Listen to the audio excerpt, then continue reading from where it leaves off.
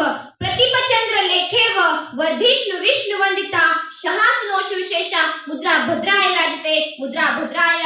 जिथे शिवभक्त उभे राहतात तर बंदपट भल्या भल्यांची मती अरे वर्णाची कुणाला भीती आदर्श आमचे राजे शिवछत्रपती छत्रपती शिवाजी महाराज म्हणजे कोण 36 हत्तींचे बळ असणारे त्रस्त मुघलांना करणारे परत न फिरणारे तिन्ही जग जाणणारे शिस्तप्रिय वाणिज्य ते जिजाऊचे पुत्र मग महाराष्ट्राची शान हार न मानणारे राजाचे हितचिंत जनतेचा राजा म्हणजे शिवछत्रपती होय आणि अशा जनतेच्या राजा माझा मानाचा मुजरा त्याच्या संस्कारातून अगदी स्वराज्य घडले अशा मासाहेब जिजाऊ यांची मी कन्या कुमारी संजीवनी बाळाजी वाघमारे जिल्हा परिषद प्राथमिक शाळा 7 येथील 7वी वर्गाची विद्यार्थिनी त्याच्या भक्तीला तोड नाही शरीराला तोड नाही त्याच्या भक्तीला तोड नाही शरीराला तोड नाही जो अथांग आहे सागरा समान छत्र म्हणजे आभाळा समान जो अथांग आहे सागरा समान छत्र म्हणजे आभाळा समान त्या सूर्याची शान मराठी मनाचा धगधगता स्वाभिमान आणि काळीज आहे सह्याद्री ज्याला शंभूचा अभिमान महाराष्ट्राच्या देवाऱ्यात त्याचं पहिलं स्थान असे ते प्रौढ प्रताप पुरंदर क्षत्रिय कुलावतंस सिंहासनाधीश्वर महाराजाधिराज योगीराज श्रीमंत योगी श्री छत्रपती शिवाजी महाराज की जय छत्रपती शिवाजी महाराज की जय धन्यवाद बंदुकीच्या जोरावर आणि हंटेच्या धाकावर मी अनेक भागांना माणसांप्रमाणे जगायला शिकवणारी माणसं बघितली परंतु बंदुकीच्या जोराशिवाय आणि हंटेच्या धाकाशिवाय इथल्याच माणसांना वाघाप्रमाणे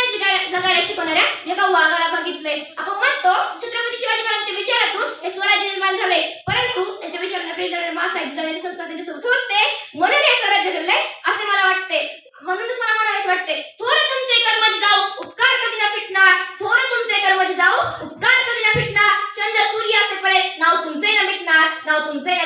श्वासात रोखली वादळ डोळ्यात रोखली आग श्वासात रोखली वादळ डोळ्यात रोखली आग देव आमचा छत्रपती एकटा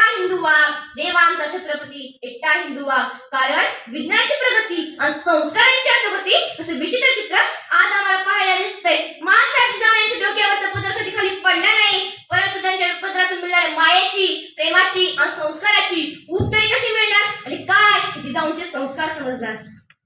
मी तुम्हाला छोटासे प्रसंग सांगते एकदा शिवाजी महाराज कर्नाटकातील मोहिमेवरून महाराष्ट्रात परत येत होते तिथे एक विलवड नावाचं गाव होतं तिथे एक छोटासा किल्ला होता मल्लमा देसाई म्हणजे सावित्रीबाई देसाई ही ठाणेदार तिथे राहत होती दादोजींना वाटलं तर हा गड घेऊन जावा म्हणून त्यांनी तोडकं सैन्य गोळा केलं ते मल्लमावर चाल करून गेले परंतु मल्लमा होती धाडसीची आणि चिकाटीची नाही त्यांच्यावर प्रहार केला तर मावळ्यांचा पराभव झाला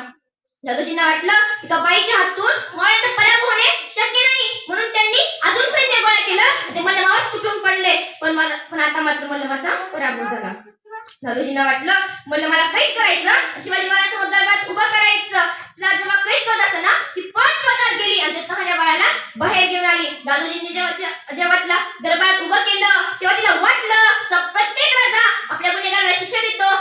देखील राजा मला शिक्षा देईल मला म्हणजे बाळाला मारून टाके ती शिवाजी महाराजांसमोर गेली तर मस्तक झाली आणि म्हणाली राज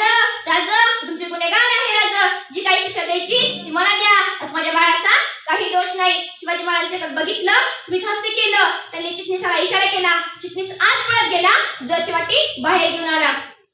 शिवाजी महाराज त्या मुलाला उचललं आपल्या मांडीवर घेतलं त्या वाटीतले दूध बाळाकडे बघत म्हणाले जो आमच्या मांडीवर आहे ना तो आमचा भाचा आहे अहो तुम्ही आमच्या भगिनी झालात आणि कोणता भाऊ आपल्या बहिणीचं राज्य घेतो बळकटून घेतो दादोजी बहिणीचं राज्य घ्यायचं नसतं तर बहिणीचं राज्य द्यायचं असतं एवढ्या काळातही माझ्या राजानं त्याचं राज्य परत केलं पण त्याहूनही त्याला बांगडी चोळी देऊन त्याला महाराजांच्या घरी पाठवलं आज जी ही स्त्री मला ऐकत आहे तर फक्त मी एकच म्हणू इच्छिते अगर तलवारीपेक्षा तीक्ष्ण नजरेची धार आहे महाराष्ट्राची वागीन तू भवानीचा तू वार हाय भगव्याची रक्षणी तू स्वराज्याची तू मेघ हाय